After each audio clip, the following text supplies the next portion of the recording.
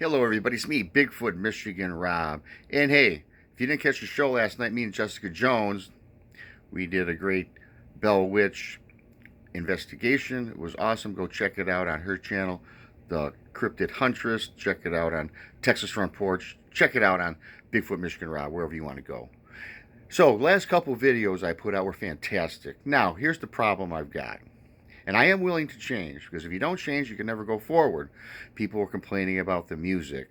And hey, when I say complain, thank you for that feedback. I appreciate all feedback. So, again, BMR is going to do a show today without the music. Leave your comments. You like it, you dislike it, let me know. Because it's all about you guys. I put this out for you guys, and I'm willing to change and make this show roll. Let's crank up those views. Go on those last two shows and just check them out. Enough of that. I picked out an article today. It's not really random like usual, because I waste too much time scrolling through for a random article, but I'm certainly going to get something you guys dig. And this is about the Bigfoot investigation by the FBI and what they found.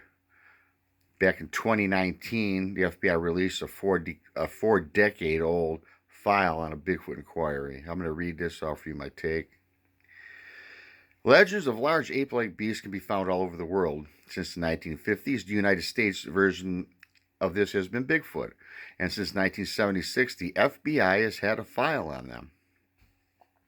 Scrolling down, that year, Director Peter Byrne of the Bigfoot Information Center and Exhibition in the Dalles, I guess that's how you say it, Oregon, sent the FBI about 15 hairs attached to a tiny piece of skin.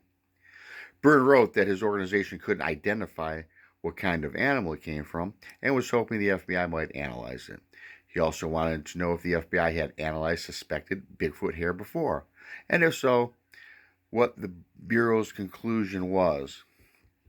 And they've got a couple pictures. It looks like 5-inch length of hair. It's kind of a sketchy graph. So it is what it is. At the time, Byrne was one of the more prominent Bigfoot researchers, says Benjamin Radford, deputy editor of Skeptical Inquirer magazine. Here we go, Skeptical Inquirer magazine. In 2019, a lot of people think of Bigfoot as being sort of a silly and a joke, or whatever else. But in the 1970s, Bigfoot was really, really popular. That was when the $6 million man had a cameo by Bigfoot. We can see where this article is already going, right? Let's continue on. This was also after Roger Patterson and Robert Gimlin released their famous video footage in 1967, supposedly showing Bigfoot in Northern California. It's worth noting that the original evidence that launched the Bigfoot craze, a trail of oversized footprints discovered in the same region in 1958, was revealed to be a prank by logger Ray L. Wallace. Many people believe the Bigfoot creature in the Patterson-Gimlin film was a costume prankster as well.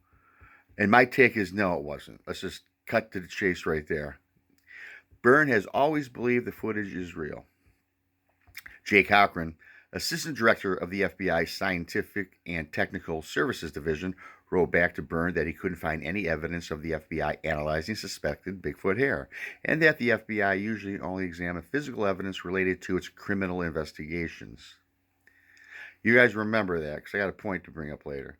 Still, it sometimes made exceptions in the interest of research and scientific inquiry, and Cochran said he made such an exception for Byrne.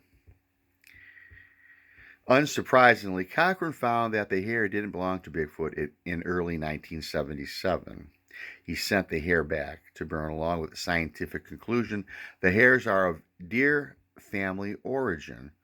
4 decades later, the Bureau declassified its Bigfoot file about the analysis. And here there's a write-up, it's stamped, it's registered February 24th, 1977 by the FBI. It's stamped and all this fancy-looking, pretty-looking graphics, Bigfoot files, boom, and it basically says it's deer hair.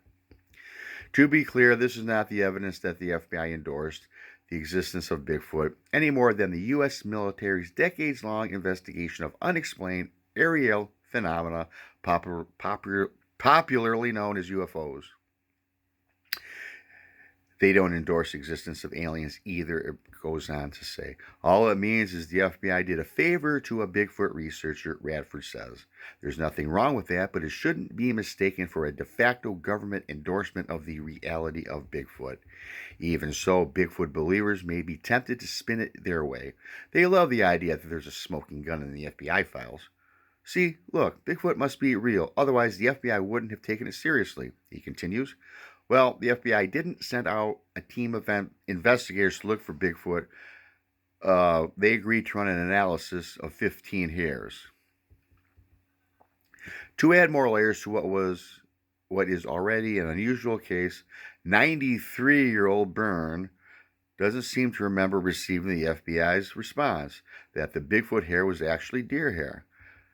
Because Byrne had been out of the country for several months, Cochran sent the letter to the executive vice president of the Academy of Applied Science, which was associated with Byrne's Bigfoot organization. The executive wrote that he would give Byrne copies of the correspondence when he returned. Yet when the FBI released its Bigfoot file, which was exclusively about Byrne's inquiry on June 5, 2019, Byrne reacted as though he was hearing that it was deer hair for the first time. So this guy, 93, probably forgot. I don't know.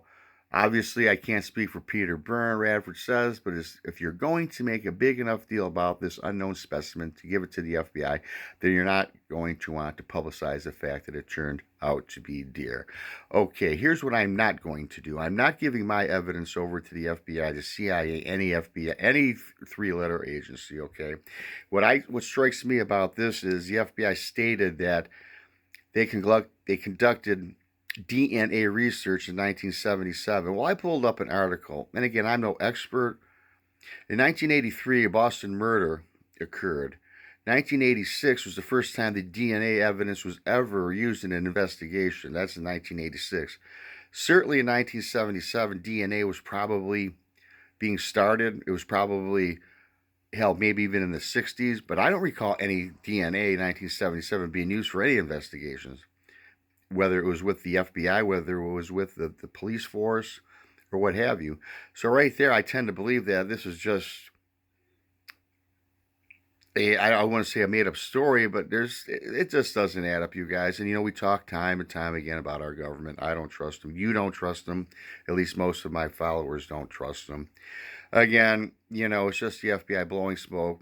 A guy claims he didn't get the information from the FBI because he's 93. This, that, and the other. It's just, again, don't give your evidence to the FBI or the alphabet agencies. That's my take. It's Saturday. Have a great day. Peace.